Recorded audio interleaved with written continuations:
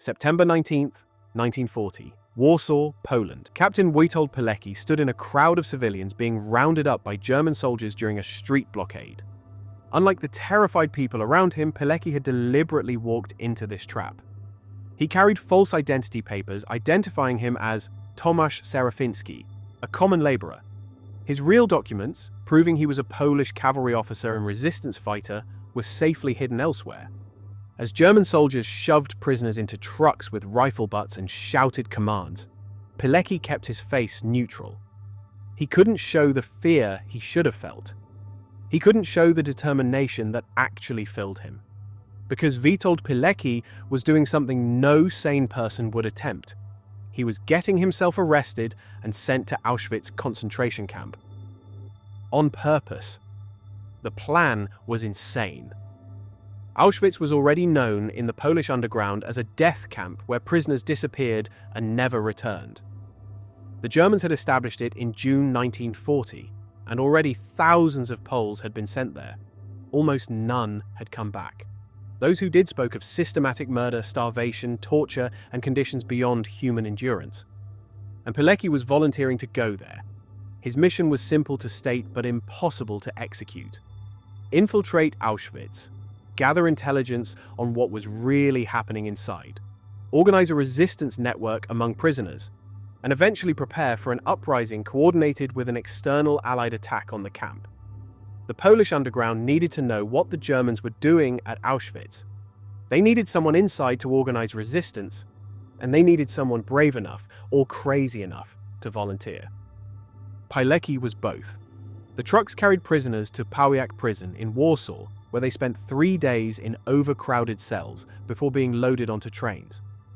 Pilecki observed everything. Guard routines, prisoner processing, the fear management tactics the Germans used. Even in captivity, he was gathering intelligence. On September 22nd, approximately 2,000 prisoners were loaded onto a train. The journey to Auschwitz took hours in cramped cattle cars without food, water, or sanitation. Men died standing up, held upright by the press of bodies. When the train finally stopped and the doors opened, SS guards with dogs screamed at prisoners to run toward the camp entrance. This was Pilecki's first view of Auschwitz, a gate with the infamous words Arbeit macht frei, work sets you free, the ultimate lie. What followed was designed to break human beings. Prisoners were stripped naked, their heads shaved, their bodies disinfected with chemicals that burned skin. They were beaten randomly. Any sign of weakness meant immediate execution. Pilecki received the prisoner number 4859 tattooed on his arm. Witold Pilecki, cavalry captain and resistance fighter, ceased to exist officially. He was now prisoner 4859, property of the Third Reich. The camp Pilecki entered in September 1940 was different from the Auschwitz that would become synonymous with the Holocaust. This was Auschwitz I, originally established to house Polish political prisoners. The gas chambers and industrial murder machinery of Auschwitz-Birkenau wouldn't be fully operational until 1942. But the camp was already a death factory. Prisoners lived in brick barracks infested with lice and rats. They slept on wooden bunks with multiple prisoners sharing a single thin blanket. The food was deliberately insufficient. Watery soup, small portions of bread, occasionally rotting vegetables. The diet provided perhaps 1,000 calories per day, while prisoners performed heavy labor for 12 to 14 hours. The mathematics of starvation were precise. Prisoners would slowly consume their own bodies until they died. The work was designed to kill. Prisoners hauled stones, built structures, drained ponds, all while being beaten by kapos, privileged prisoners who received extra rations for brutalizing their fellow inmates. Rest was forbidden. Sickness was a death sentence. The camp hospital was where prisoners were sent to die or be killed with phenol injections to the heart. The daily death toll was staggering. In September 1940, when Pilecki arrived, approximately 20 to 30 prisoners died daily from execution, beating, starvation, or disease.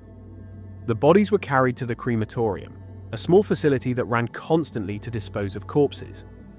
Later, as the camp expanded and the killing accelerated, that number would reach hundreds per day. Pilecki survived through a combination of luck, intelligence, and extraordinary willpower. He secured a position in the camp carpentry shop, which provided indoor work and slightly better conditions. He cultivated relationships with other prisoners, identifying men of character who could be trusted. And most importantly, he began organizing. The resistance network Pilecki built inside Auschwitz was called Związek Organizacji Wojskowej, Union of Military Organization, ZOO. It started with small cells of 5 men who trusted each other. These cells would operate independently so that if one was discovered, the others would survive. The network's purposes were intelligence gathering, mutual aid among prisoners, and preparation for eventual uprising. The intelligence work was meticulous. Pilecki and his network documented everything: how many prisoners arrived, how many died, what work they performed, where they were housed, guard routines, camp layout, locations of weapons and supplies. This information was written on tiny scraps of paper hidden in prisoners' belongings. When prisoners were released, which occasionally happened early in the war, they would smuggle out these reports sewn into coat linings or hidden in false-bottomed containers. The mutual aid network saved lives. Prisoners shared food, protected the sick, warned each other about dangerous work details, and provided psychological support. In a camp designed to destroy solidarity and reduce prisoners to desperate individuals fighting for survival, this network maintained humanity and dignity. But Pilecki's greatest achievement was documenting the emerging Holocaust. In 1942, Auschwitz transformed. Auschwitz-Birkenau, the massive extermination camp, became operational. Trainloads of Jews began arriving from across Europe. The gas chambers and crematoria operated around the clock. The Germans had industrialized genocide. Pilecki witnessed this transformation and documented it. His reports described the selection process where SS doctors decided who would work and who would immediately die. He documented the gas chambers disguised as shower rooms where hundreds were murdered at once with Zyklon B poison gas. He estimated the death toll as it climbed from hundreds to thousands to tens of thousands. These reports were smuggled out of Auschwitz and reached the Polish underground in Warsaw. From there, they were transmitted to the Polish government in exile in London and shared with Allied intelligence. Pilecki's reports were among the first detailed accounts of the Holocaust reaching the West. The Allied response was devastating. They didn't believe him. British and American intelligence officers read reports of industrial-scale genocide and concluded they must be exaggerated. The claims seemed too extreme, too systematic, too evil to be true. Some intelligence analysts suggested the Polish underground was fabricating atrocities to gain Allied support. Others simply couldn't comprehend that modern, civilized Germany would do such things. This disbelief haunted Pilecki. He was risking his life daily to document genocide, watching thousands murdered, and the world didn't believe him. His reports kept coming, more detailed, more desperate, pleading for Allied action. He proposed bombing the camp, bombing the rail lines, anything to stop the killing. The Allies did nothing. Inside Auschwitz, conditions deteriorated. The camp population exploded as Jews from across Europe arrived. The death toll reached incomprehensible numbers. Thousands daily. The crematoria ran constantly, and when they couldn't keep up, bodies were burned in open pits. The smoke and smell of burning human flesh pervaded the camp. Pilecki's resistance network grew to approximately 1,000 members organized into cells throughout the camp complex. They had smuggled in some weapons, knives made from scrap metal, a few pistols stolen from guards. They had detailed maps of the camp. They had identified targets for attack. They were as prepared as possible for an uprising. But the uprising required external support.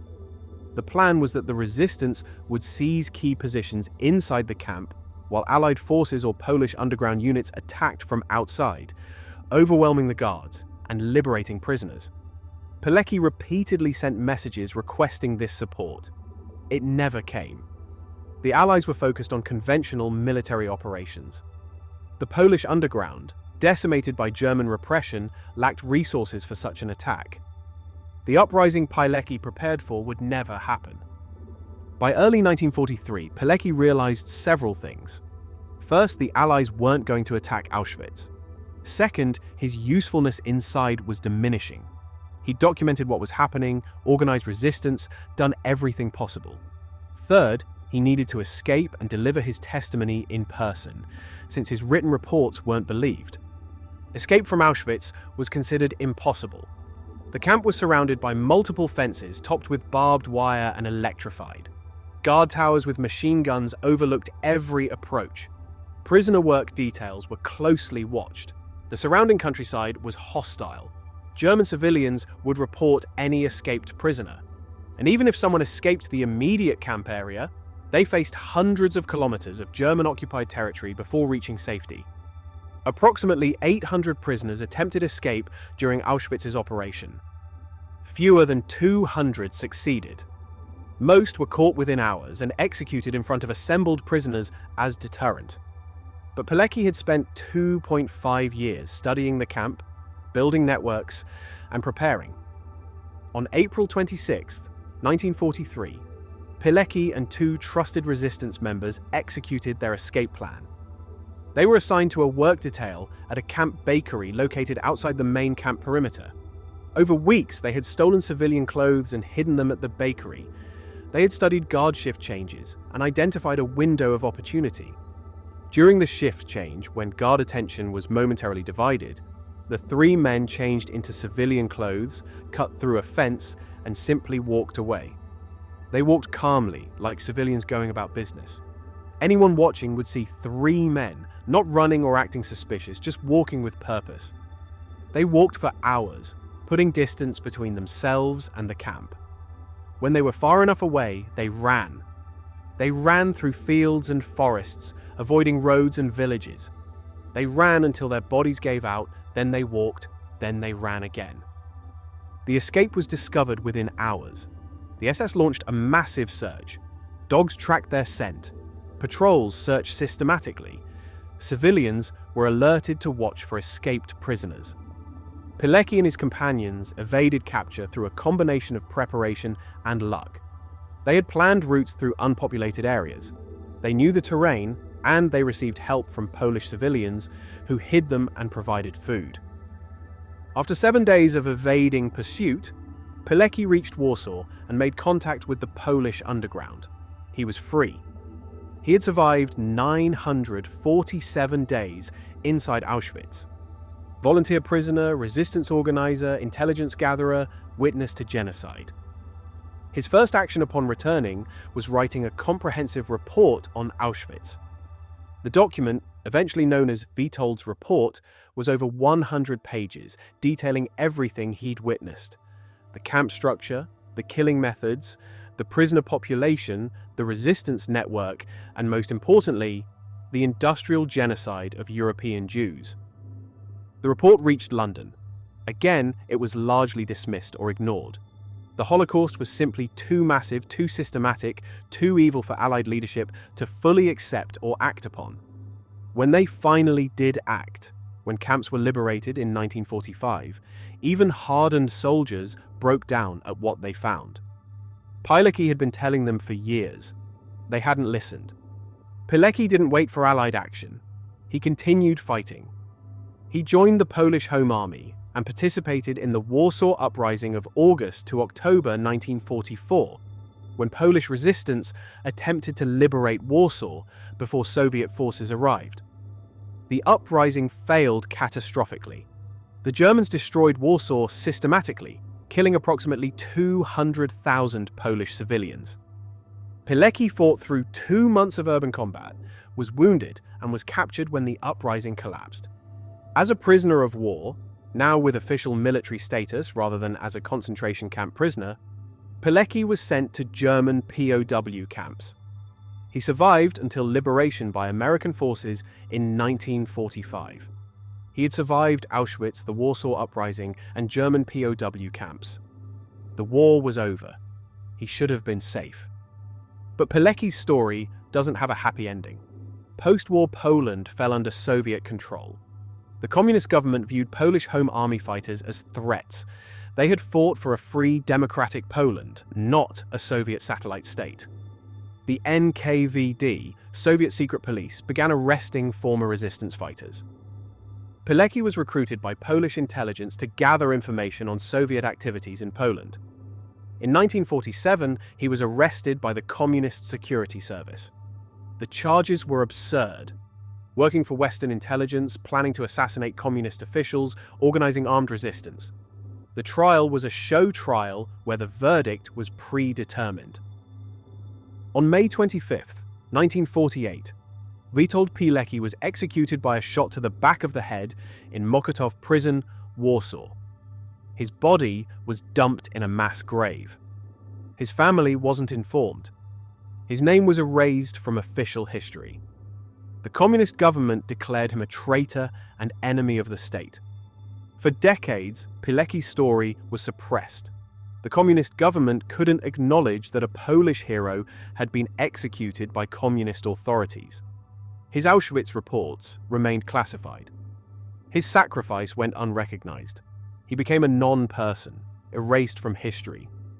Only after the fall of communism in 1989 did Pilecki's story begin emerging. Researchers discovered his reports in archives.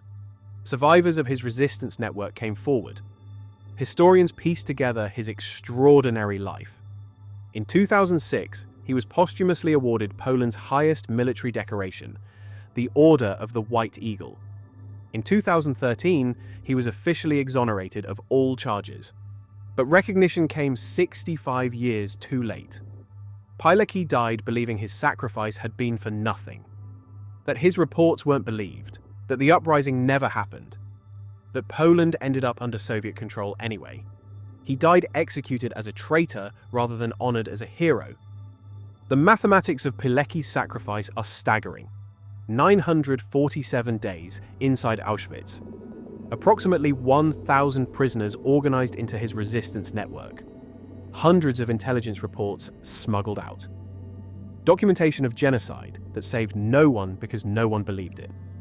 Survival of Auschwitz, the Warsaw Uprising, and POW camps, only to be executed by the government he fought to free.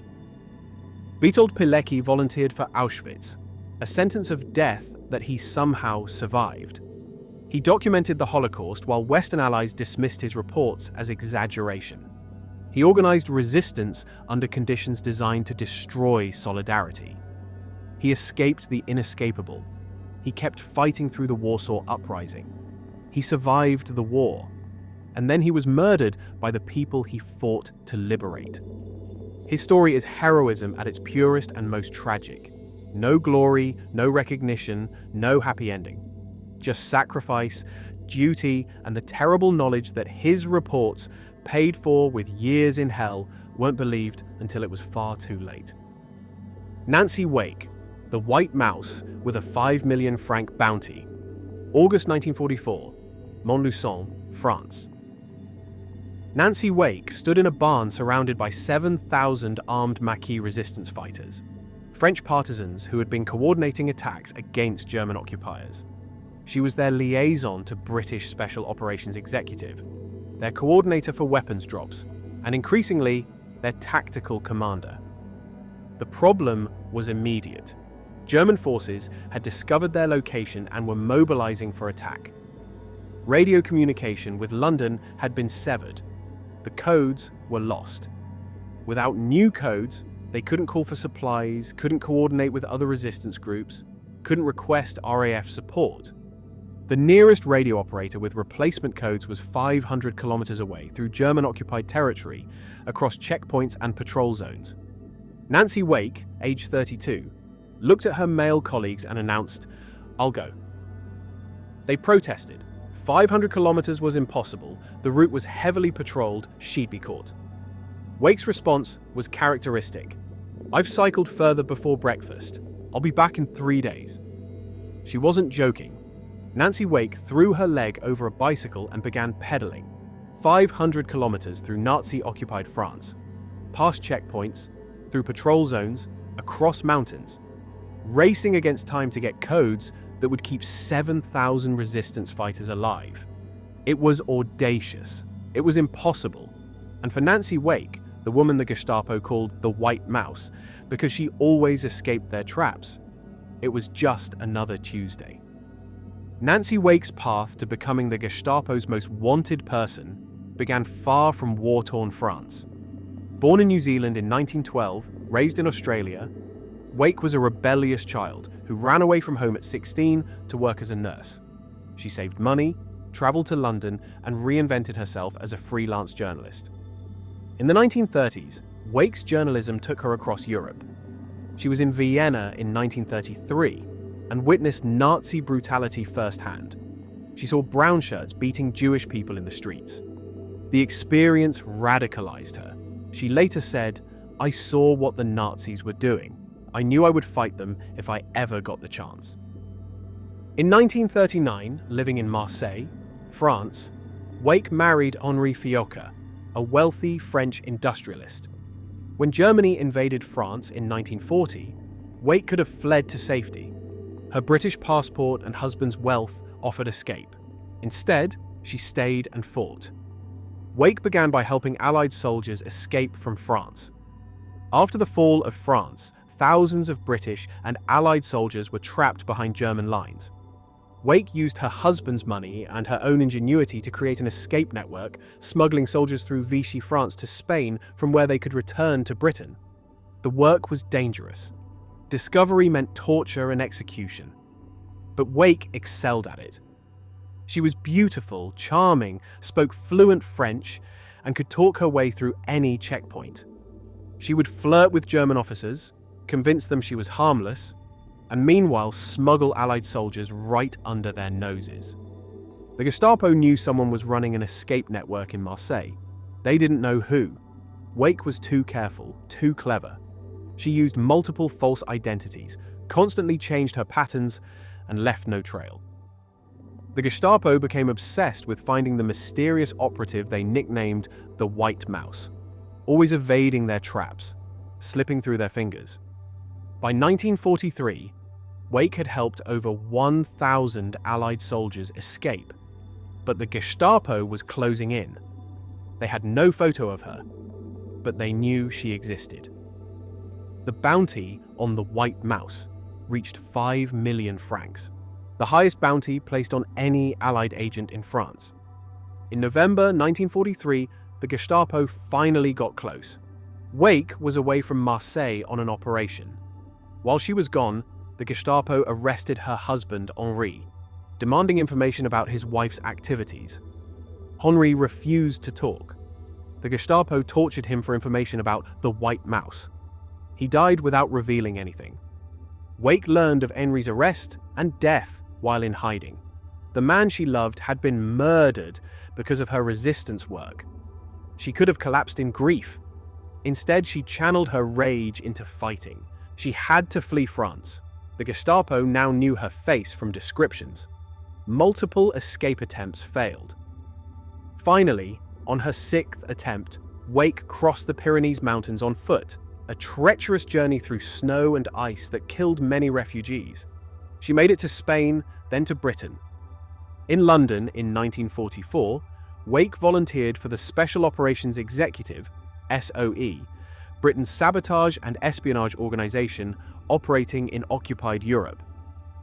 SOE agents were trained in weapons, explosives, hand-to-hand combat and survival skills, then parachuted into occupied territory to organize resistance. Wake's training reports describe her as a very good and fast shot, with weapons, excellent at guerrilla warfare tactics, and possessed of the most forceful personality. One instructor noted, "She is the most feminine woman I know, and she is absolutely terrifying." In April 1944, Wake parachuted into central France, Auvergne region, as part of a 3-person SOE team. Their mission: organize and arm Maquis resistance groups, conduct sabotage, and prepare for D-Day by disrupting German forces in central France. Wake landed badly, her parachute catching in a tree, The reception committee of Maquis fighters untangled her. Their leader made a gallant comment about how he wished all trees would bear such beautiful fruit. Wake's response, "Don't give me that French shit." She had arrived. Wake quickly established herself as indispensable. She coordinated parachute drops of weapons and supplies, distributing them to Maquis groups across the region. She participated in combat operations, ambushes of German convoys, raids on supply depots, assassinations of collaborators. But her greatest contribution was organization. The Maquis were brave but poorly coordinated. Dozens of independent groups with limited communication. Wake created a network, establishing radio communication, coordinating operations, and transforming scattered partisan bands into an effective fighting force. The Germans called them Maquis terrorists. Wake called them freedom fighters. The distinction mattered to her. She insisted on military discipline, rules of engagement, and treatment of prisoners according to Geneva Conventions. Her Maquis units didn't massacre, they fought as soldiers. Not that Wake was squeamish about violence. In one famous incident, Wake was leading a raid on a German installation when a sentry discovered them. Before the sentry could raise the alarm, Wake killed him with her bare hands. A karate chop to the throat, followed by a broken neck. When asked about it later, she was matter-of-fact. "I killed him. It was him or us. I'm not proud of it, but I'm not ashamed either. It was war." The bicycle journey to replace the lost codes was typical of Wake's operations, audacious to the point of insanity, executed with such confidence that it somehow worked. She cycled 500 kilometers in 72 hours, through checkpoints where German soldiers examined her papers, across mountain passes, barely stopping to sleep. Her cover story was simple. She was a traveling saleswoman. Her forged papers were excellent. SOE provided the best. Her French was perfect. And her attitude sold it. She was so confident, so natural, that German soldiers checking her papers simply waved her through. She reached the radio operator, collected the codes, and cycled back. The return journey was faster. She knew the route now. She arrived exhausted, her legs raw from pedaling, her body screaming for rest. She delivered the codes, re-established contact with London, and immediately began planning the next operation. The men she commanded were initially skeptical of taking orders from a woman. Wake won them over through competence and courage. She participated in every operation she ordered. She shared the same risks. When supplies ran short, she took the smallest rations. When German forces attacked, she fought alongside everyone else. Major Henri Tardiva, one of her Maquis commanders, later said, "She is the most feminine woman I know until the fighting starts. Then, she is like 5 men." In August 1944, as Allied forces advanced across France following D-Day, Wake's Maquis groups engaged in open warfare against retreating Germans. In one engagement, 22,000 German soldiers attacked her 7,000 Maquis fighters. Wake coordinated the defense, calling in RAF airstrikes through her restored radio communications, organizing ambushes and managing tactical retreats that prevented German forces from encircling her units. The battle lasted 3 days. When it ended, the Germans had lost approximately 1,400 soldiers and retreated. Wake's forces lost 100 men. Painful losses, but far fewer than expected.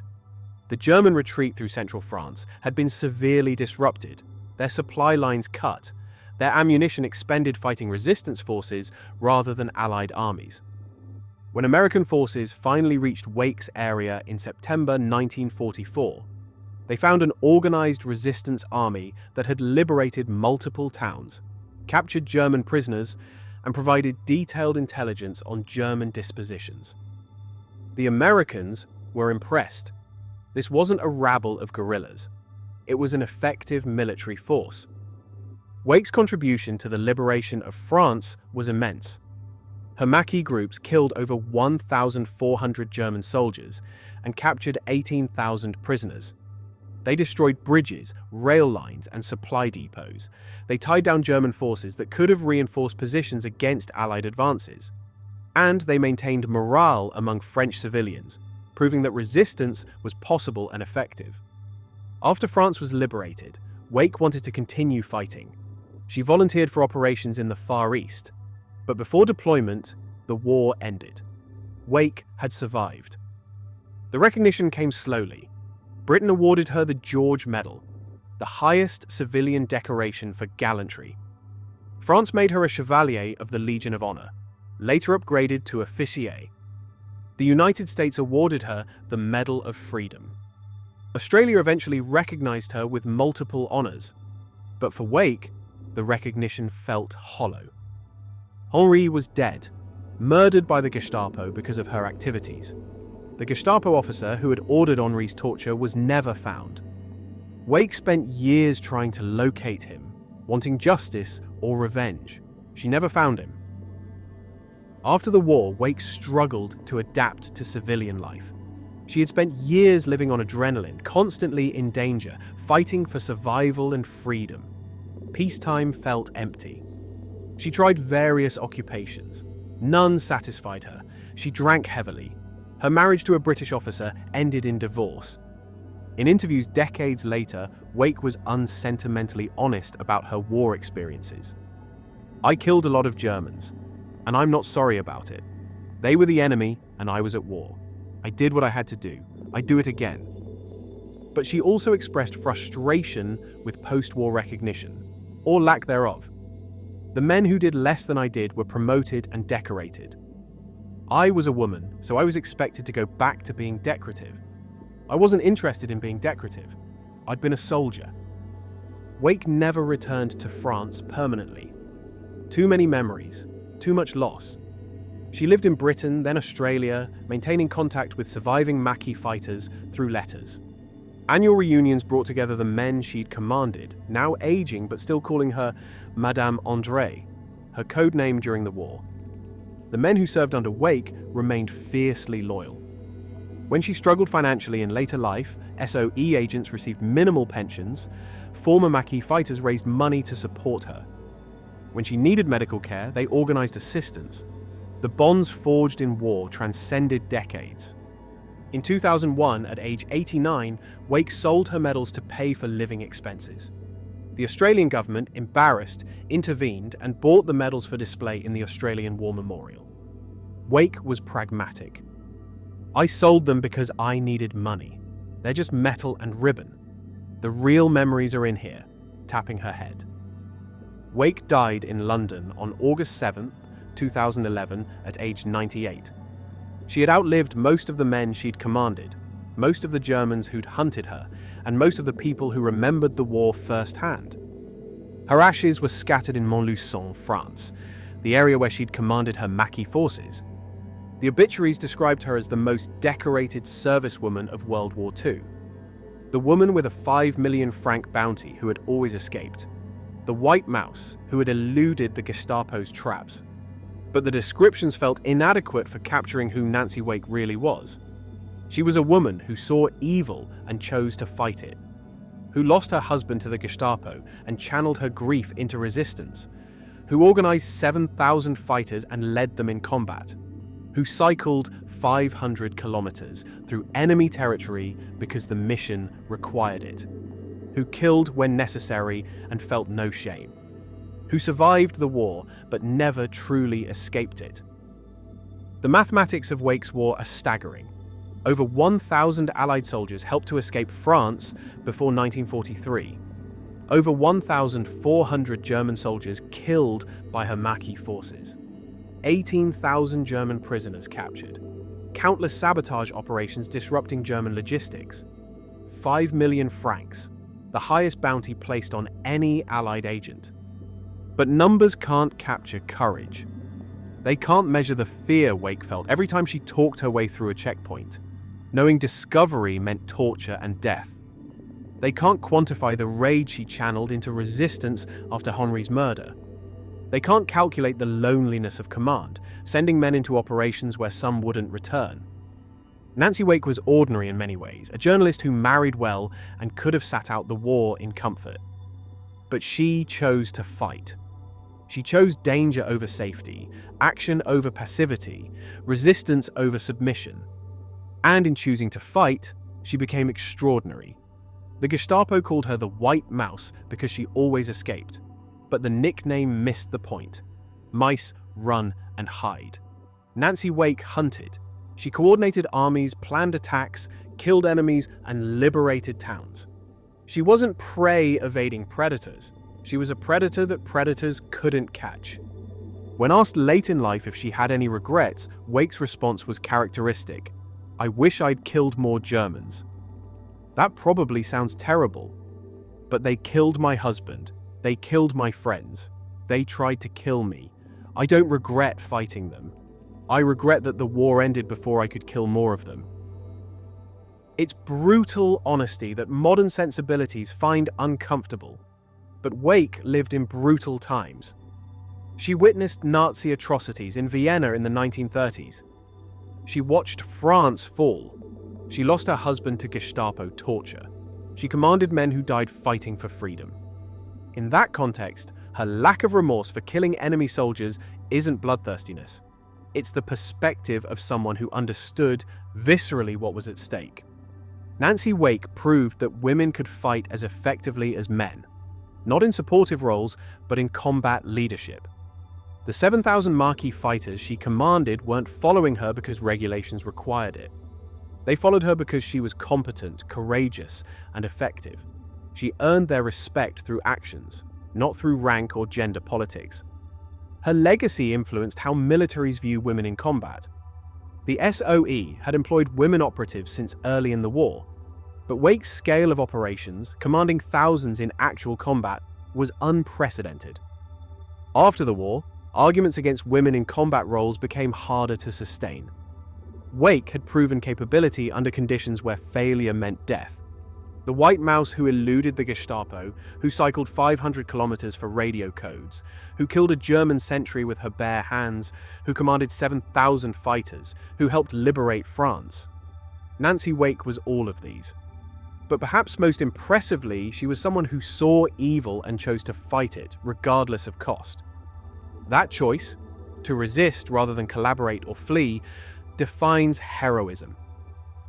Nancy Wake made that choice again and again, every day, for years. She survived through skill, courage, and luck, and she emerged from the war with her integrity intact, having proven that one person choosing to fight can make a difference. The Gestapo put a 5 million franc price on her head, but they never collected. Nancy Wake died free, having outlived the Nazi regime by 66 years, having won every battle that mattered. The White Mouse escaped every trap and lived to tell the tale.